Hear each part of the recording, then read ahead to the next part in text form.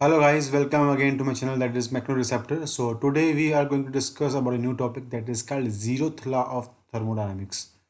तो ये एक ऐसा लॉ है जो हम सब शुरू से पढ़ते आए हैं, जिसकी एक सिंपल सी स्टेटमेंट है जिसको हम क्या बोलते हैं that if we have three systems, let us suppose we have three systems. This is called system number one, this is called system number two, and we have one more system that is called system number 3. Zeroth law says that if we have three systems, system A, system B, and system C, and we say that if A is in thermal equilibrium with system C and B is also in thermal equilibrium with system C, then we say that the B and A, they are also in thermal equilibrium with each other. So we say that if two systems A and B are in thermal equilibrium with system C, तो वो आपस में भी क्या आएंगे, वो आपस में भी थर्मल इक्विलिब्रियम में आएंगे. So we are saying that they are in thermal equilibrium. Okay, तो ये सिंपल स्टेटमेंट है जो हम शुरू से पढ़ते आए हैं about the zeroth law of thermodynamics, जिसमें हम क्या बोलते हैं कि अगर ऐसी कंडीशन होगी तो टेम्परेचर जो आएगा आपके पास सिस्टम ए का वो किसके इक्वल आएगा, सी के इक्वल आएगा. Temperature of system B will be equal to temperature of system C, और तो ए और बी भी क्या आएंगे आपस में थर्मल इक्विलिब्रियम में आएंगे, तो उनका भी क्या आएगा, जो आपका टेम्परेचर है वो सेम आएगा. So overall we can say that T A is equals to what, is equals to T B is equals to T C. Clear, ये सिंपल सी स्टेटमेंट है जो हम शुरू से ही पढ़ते आए हैं, but there is more than that in zeroth law of thermodynamics. Clear, तो हम टर्म यूज कर रहे हैं टी, जिसको हम क्या बोलते हैं, थर्मल इक्विलिब्रियम. तो थर्मल इक्विलिब्रियम जो है ये बहुत इंपॉर्टेंट टर्म है, आपको पता होना चाहिए कि थर्मल इक्विलिब्रियम क्या है. Thermal equilibrium. क्लियर, जब भी हम बात करते हैं जीरोथ लॉ की, हम हमेशा बोलते हैं when two systems are in thermal equilibrium with third system. Clear, तो हम उसमें दो या फिर तीन सिस्टम्स की बात कर रहे हैं, बट एक सिस्टम इंडिविजुअली भी थर्मल इक्विलिब्रियम में हो सकता है. उसकी कंडीशन क्या होती है, लेट अस सपोज आई से कि मेरे पास एक सिस्टम है, this is my system, this is my system. Clear, और इसके जो बाहर का पोर्शन है उसको हम क्या बोलते हैं, it is called surrounding, and there is एक boundary.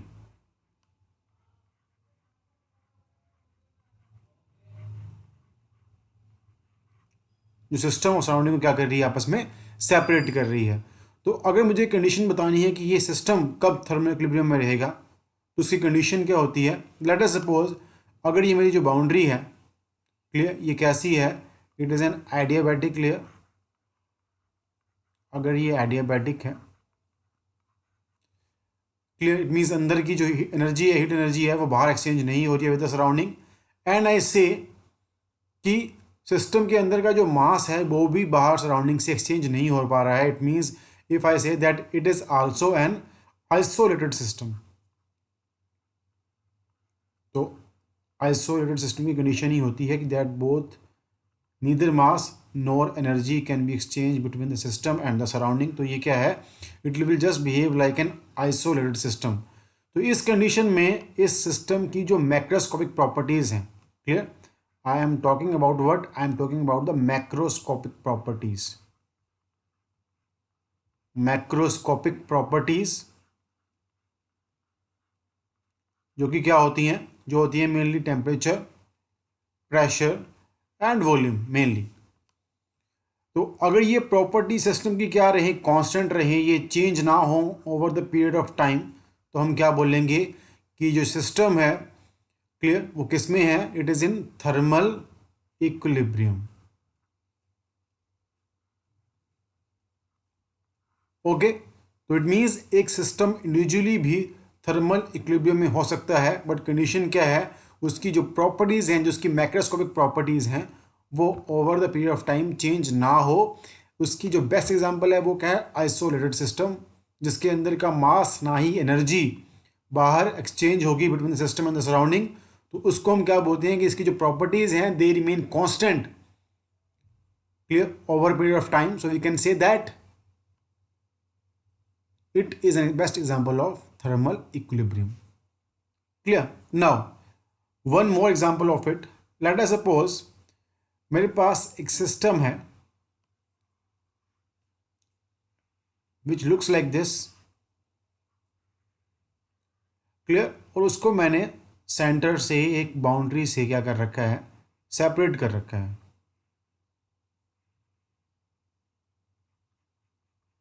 Okay, this is my boundary.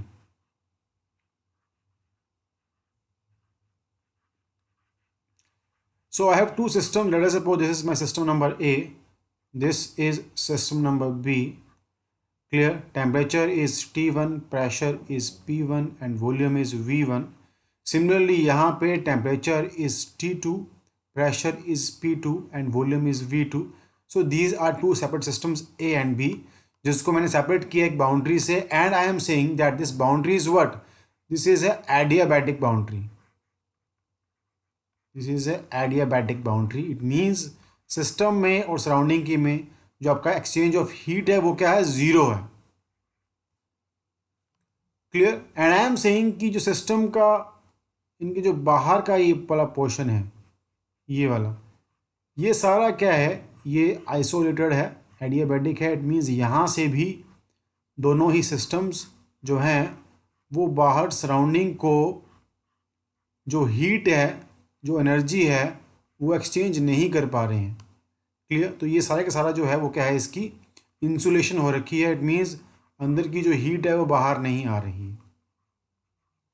तो इस कंडीशन में क्या होगा, इस कंडीशन में मैं बोलूँगा कि जो सिस्टम ए है वो किस में है, वो है थर्मल इक्विलिब्रियम में. सिस्टम जो बी है वो भी किस में है, वो है थर्मल इक्विलिब्रियम में. बट दोनों ही थर्मल इक्विलिब्रियम में है सेपरेटली. इट मीन्स ए किस में है, इंडिविजुअली थर्मल इक्विलिब्रियम में है. बी भी किस में है, इंडिविजुअली थर्मल इक्विलिब्रियम में है. बट ए और बी आपस में थर्मल इक्विलिब्रियम में नहीं है. Clear? It means system a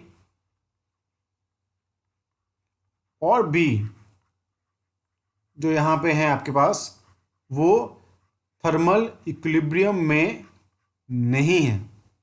reason क्या है उसका, कि दोनों का जो टेम्परेचर है वो अलग अलग है. उनके बीच की जो बाउंड्री है वो क्या है, एडियाबैटिक है.